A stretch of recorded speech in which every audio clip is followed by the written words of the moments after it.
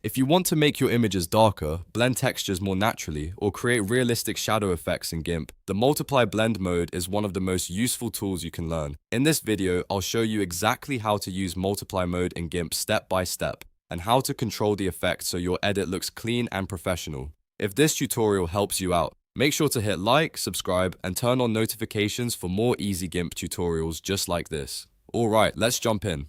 First, open GIMP and load the image you want to work on. To use Multiply properly, you need at least 2 layers in your Layers panel. If you only have one image layer, duplicate it or add another layer depending on the effect you want to create. The layer you want to blend should usually sit on top of your base image. This is important because Multiply affects how the top layer interacts with everything underneath it. Now go to your Layers panel, which is usually on the lower right side of the screen. Click directly on the top layer to make sure it is selected. You should see it highlighted, which tells you GIMP is ready to apply changes to that layer.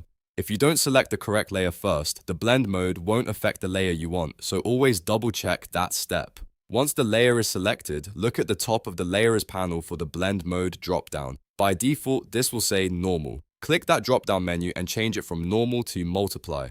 As soon as you do that, you'll notice the top layer darkening and blending with the layers below it. That's because Multiply works by looking at the color information in each channel and multiplying the pixels together. In simple terms, darker parts become even darker, white areas tend to disappear or stay unchanged, and the result is usually a richer, darker composite. This is why Multiply is so popular for things like shadows, overlays, texture blending, and digital coloring. If you want to add a shadow effect, for example, you can place a soft, dark shape on a layer above your image and set that layer to multiply.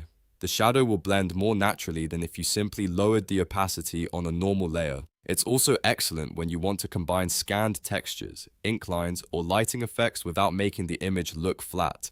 If the effect looks too strong, don't worry, because you can easily fine-tune it. Right below the mode dropdown, you'll see the opacity slider.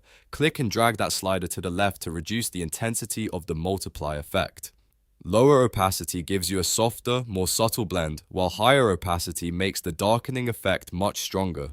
This is the key to making multiply look natural instead of too harsh. As you adjust the opacity, watch your image closely and compare the result. Sometimes just a small change makes a big difference. For example, if you are blending a texture or creating a shadow, reducing opacity can help preserve detail while still giving you the darker look you want. If your effect disappears too much, simply move the slider back to the right until it feels balanced. One thing to remember is that Multiply always darkens the image. That makes it very different from other blend modes that brighten or contrast your layer. Because black multiplied by anything stays black and white has little to no effect, the mode is especially useful when you want to keep dark details and suppress bright areas. This is why artists and photo editors rely on it for atmospheric effects, realistic lighting, and layered compositions. So the basic workflow is simple. Stack your layers, select the top layer, change the blend mode from normal to multiply, and then adjust the opacity until it looks right. That's the entire process, but mastering it can seriously improve your editing workflow in GIMP. If you found this tutorial helpful, be sure to like the video, subscribe to the channel, and check out more GIMP tips and tricks coming soon. Thanks for watching, and I'll see you in the next one.